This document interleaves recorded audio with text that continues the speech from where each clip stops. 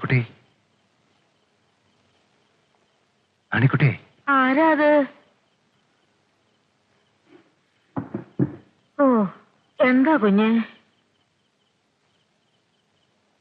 നാണിക്കുട്ടി എന്ന് വിളിക്കൂ, ഒരു കാര്യം പറയാനാ. അവിടുന്ന് ഇപ്പോ പുത്തൂർ തറവാട്ടിലെ മാന്ത്രികനാ. ഈ സമയത്ത് നാണിക്കുട്ടിയെ... അമ്മേ, അങ്ങ് പോയാട്ടെ.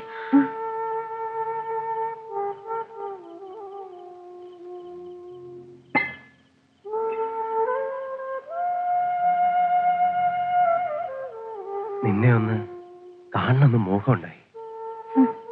ഇത്രയും കാലത്തിനിടയ്ക്ക് ഉണ്ടാവാത്ത മോഹം ഈ പാതിരാത്രിയിൽ ഉണ്ടാവാൻ കാരണം എന്താ അങ്ങുന്നേ?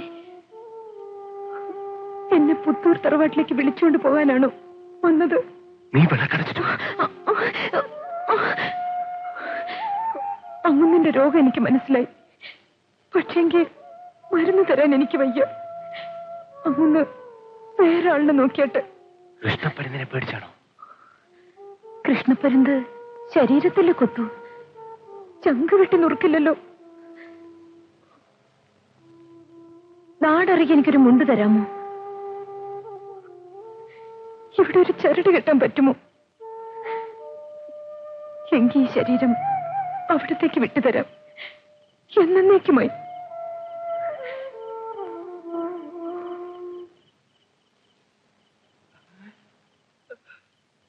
എടി മീനാക്ഷിയെ, എടി മീനാക്ഷിയെ, അങ്ങോട്ടൊന്ന് എണീര്. ഇതാരാ വന്നിരിക്കുന്നതെന്ന് നോക്കിയേ. നിങ്ങൾ ഉറങ്ങത്തുമില്ല, മനുഷ്യൻ ഉറക്കത്തുമില്ല. പാതിര കഴിഞ്ഞപ്പോ കഞ്ചാവ് തലയ്ക്ക്.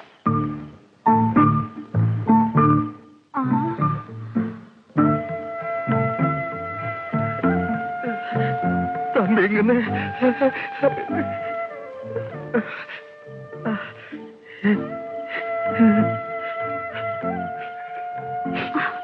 അയ്യോ, അങ്ങനെ അരുതേ. ഞാൻ അശുദ്ധമായിട്ടിരിക്കുക. എനിക്കൊന്ന് മൂന്നാ. അയ്യോ, കഥ തുറന്നു കിടക്കുക. അയ്യോ,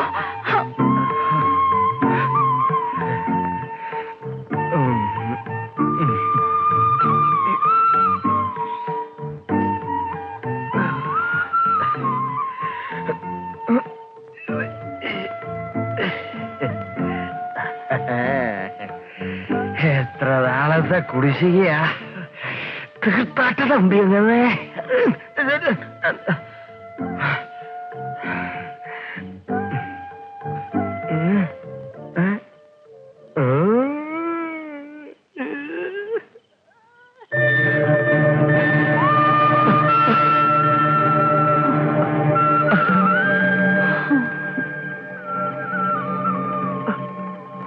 അങ്ങനെ ഭഗവാനെ, എന്റെ വ്രതം തെറ്റി. മാപ്പ്. മാപ്പ്? എന്റെ നടു അടിച്ചു ഗരുഡ ഭഗവാനോട് മാപ്പ് പറയുന്നു. ആ പിന്നെ ഒരു കാര്യം പറഞ്ഞേക്കാം, ഇനി ഗരുഡ സേവി മന്ത്രം ഒന്നും നടത്തില്ലേ, അപകടമാണ്. കുമാര, എന്റെ കുമാര, ദൈവതുല്യനായ പപ്പുമ്മ എന്നെ കൈവിട്ടു.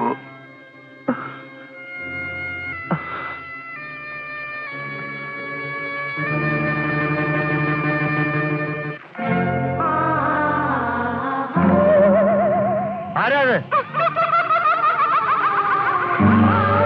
ലക്ഷ്മിക്കുട്ടി. ഇത്തവണ കൃഷ്ണപ്പരന്തിനെ കൊണ്ട് എന്നെ തുരത്താൻ പറ്റില്ല കുമാരേട്ടാ.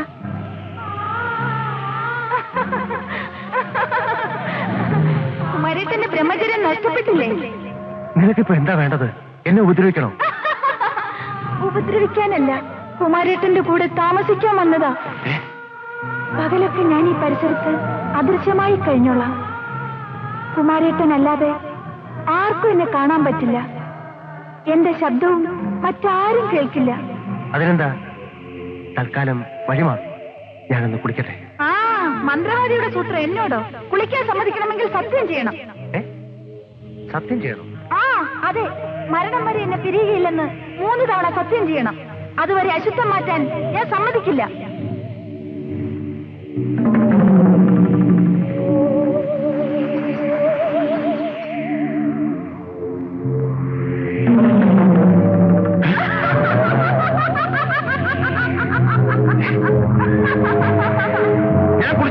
നീ നിന്റെ പാട് നോക്ക്.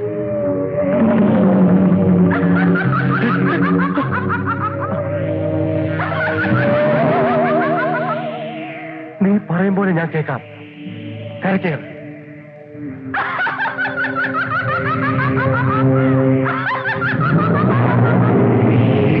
ശരി, സത്യം ചെയ്യൂ. ഗരുഡ ഭഗവാനാണ് മരണം വരെ നിന്നെ പിരിയുകയില്ലെന്ന് സത്യം ചെയ്യൂ. 3 തവണ. ഗരുഡ ഭഗവാനാണ് എന്റെ മരണം വരെ നിന്നെ പിരികയില്ല. സത്യം, സത്യം, സത്യം.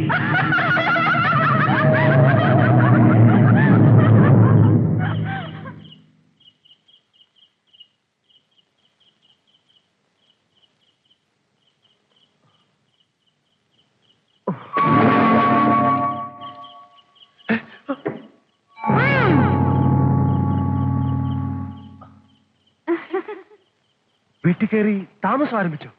ചുണ്ടി എടുക്കാതെ ഈറ മാറ്റൂ കുമാരേട്ടാ.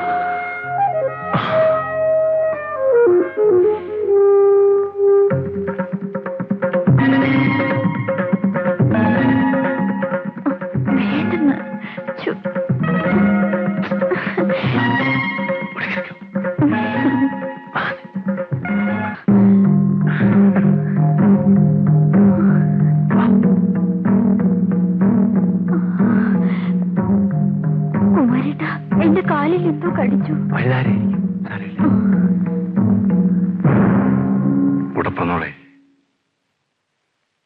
വിഷബാധയേറ്റൊരു പെണ്ണിനെ കൊണ്ടുവരും. 5 തല നാഗമാ കടിച്ചിരിക്കുന്നു.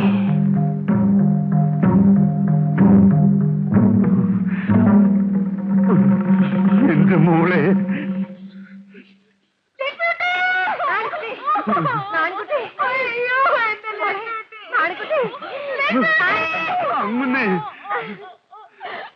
അമ്മച്ചി,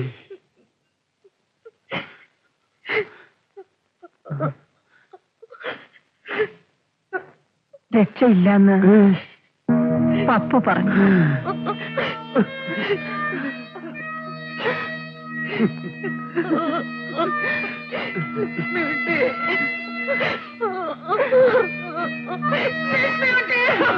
കണ്ടില്ലേ, മുറ്റമെല്ലാം ആരോ തൂത്തിട്ട് പോയിരിക്കുന്നത്. അത് കുഞ്ഞിച്ചിരുതായിരിക്കും. അതല്ലേ അതിശയം.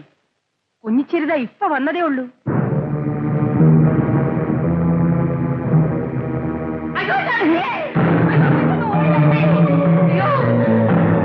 ഇത് കണ്ടില്ലേ, കുട്ടത്തിൽ ധാരാളം വെള്ളം കോരി വെച്ചിരിക്കുന്നു.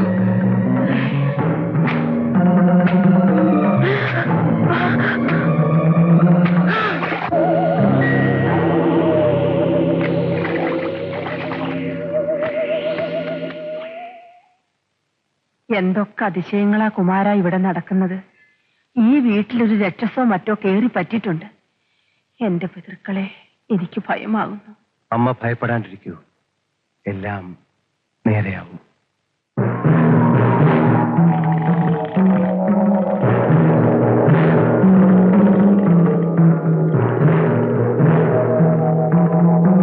ശങ്കുശാരേ. ഓ ഓ ഓ ആ തേങ്ങാക്കൂട് ഒന്ന് വൃത്തിയാക്കിയിരുന്നു. ഓ, രാത്രിയിൽ ഒരു പൂജ നടത്താനാ. ഓ,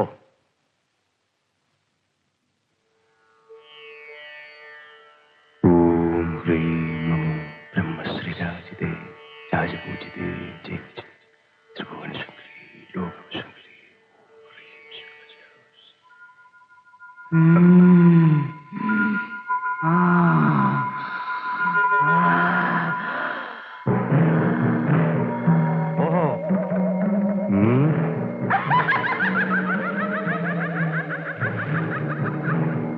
പരിഹസിക്കുകയാണോ?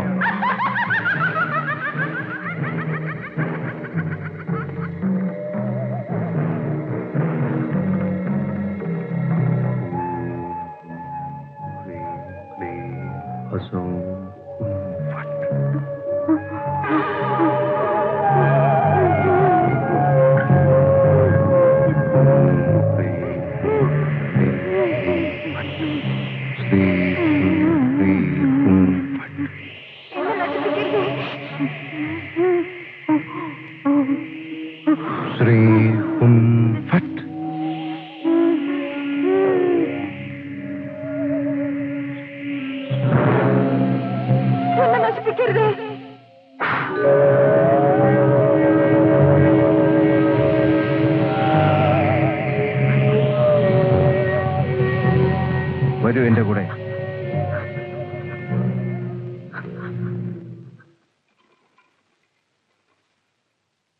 ശരി, നീ ഇനി ഇതിനുള്ളിൽ കഴിഞ്ഞോളൂ. അവിടുത്തെ ഇഷ്ടം.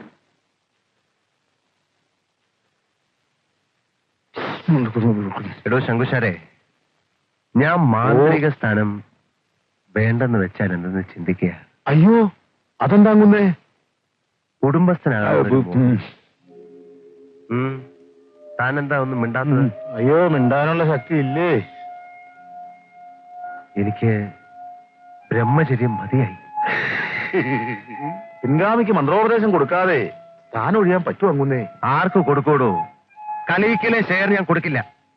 മറ്റ് ശാഖകളിലൊന്നും പറ്റിയ ആളുമില്ല. എന്റെ അനുദ്രവന് വയസ്സ് 12 ഉള്ളൂ. ഇവന്റെ പാഴ്മനസ്സിൽ തോന്നുന്നത് ബോധിപ്പിച്ച അവിടുന്ന് കോപിക്കരുത്. മാന്ത്രിക സ്ഥാനം കൈവിടാതെ മുഴുവനും പറയടോ. സ്ഥാനം കൈവിടാതെ തന്നെ കുടുംബസ്ഥനാകരുതോ എന്നാണ് ശങ്കു ചോദിക്കാൻ വന്നത്. തറവാട്ട് നിയമം തെറ്റിച്ച് അധർമ്മം പ്രവർത്തിക്കണമെന്നാണോ താൻ പറയുന്നത്? ഈ ധർമ്മവും അധർമ്മവും ഒക്കെ നമ്മുടെ സങ്കല്പങ്ങളാ അങ്ങുന്നേ. വന്നാട്ടെ വന്നാട്ടെ.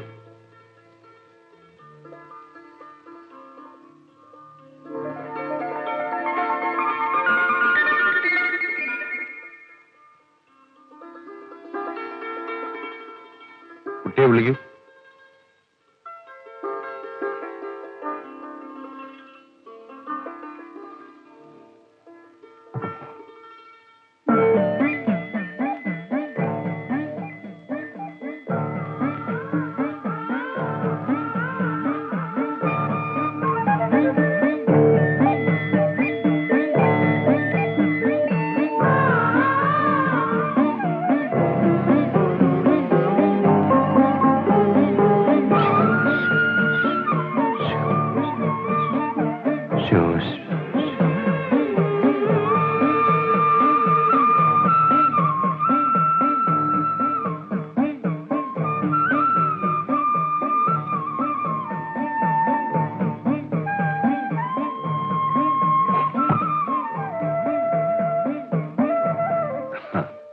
ആവട്ടെ.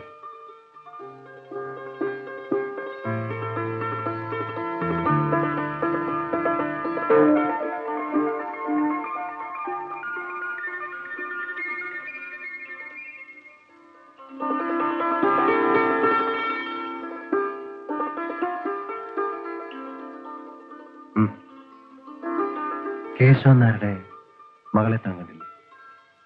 അയ്യോ, ഞാൻ നേരത്തെ കണ്ടിട്ടുണ്ട്. മഹാലക്ഷ്മിയെ പോലൊരു പെൺകൊച്ച്.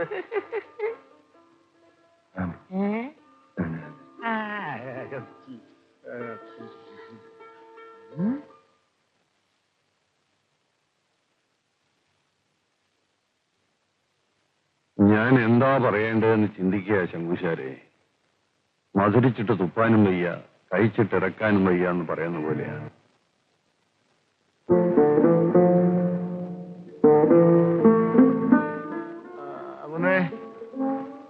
ശങ്കുശാരെ, ജാതകപ്പൊരുത്തം ഉണ്ടെങ്കിൽ കേശവൻ നായർ അദ്ദേഹത്തിന് സമ്മതമാണത്രേ. കുമാര, കല്യാണം കഴിക്കണമെങ്കിൽ നീ മാന്ത്രികസ്ഥാനം കൈയൊഴിയണം. വടക്കേതിലെ ശേഖരനെ മന്ത്രോപദേശം കൊടുത്തേക്കും. അമ്മേ, ശേഖരന് മന്ത്രോപദേശം കൊടുക്കാൻ വയ്യെങ്കിൽ കൊച്ചുരാമന് മാന്ത്രികനാക്കും. അമ്മ പൊറുക്കണം. ഞാൻ മരിക്കും വരെ ഞാൻ തന്നെയാ പുത്തൂർ തറവാട്ടിലെ മാന്ത്രികൻ. മാന്ത്രികൻ ബ്രഹ്മചാരിയാകണമെന്നത് വെറും സങ്കല്പമാണമ്മേ. മങ്കു അമ്മയുടെ ഇഷ്ടക്കാരൻ നിന്നല്ലേ നമ്മുടെ തറവാട്ടിന് മന്ത്രസിദ്ധി കിട്ടിയത്? ഗുരുത്തദോഷി, ഗരുഡദാസന് വിവാഹ ജീവിതം പാടില്ലടാ. നീ അപകടത്തെ വിളിച്ചു വരുത്തുകയാ.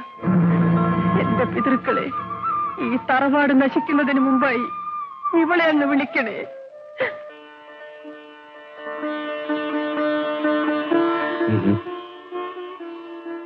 അമ്മയുമായി സംസാരിച്ചില്ലേ?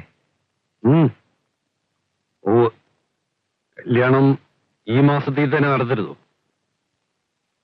ആയിക്കോട്ടെ, ആർഭാടം ഒന്നും വേണ്ട.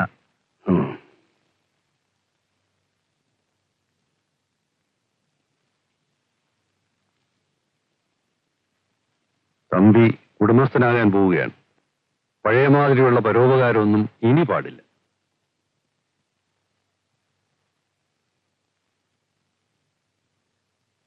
മാന്ത്രിക കർമ്മങ്ങൾക്ക് നല്ല പ്രതിഫലം വാങ്ങണം. അയ്യോ, അത് പറ്റില്ല. മാന്ത്രികൻ ദക്ഷിണ പോലും വാങ്ങരുന്ന ഈ തറവാട്ടിലെ നിയമം. മാന്ത്രികന് കല്യാണം കഴിക്കാമെന്ന് തറവാട്ട് നിയമമുണ്ടോ?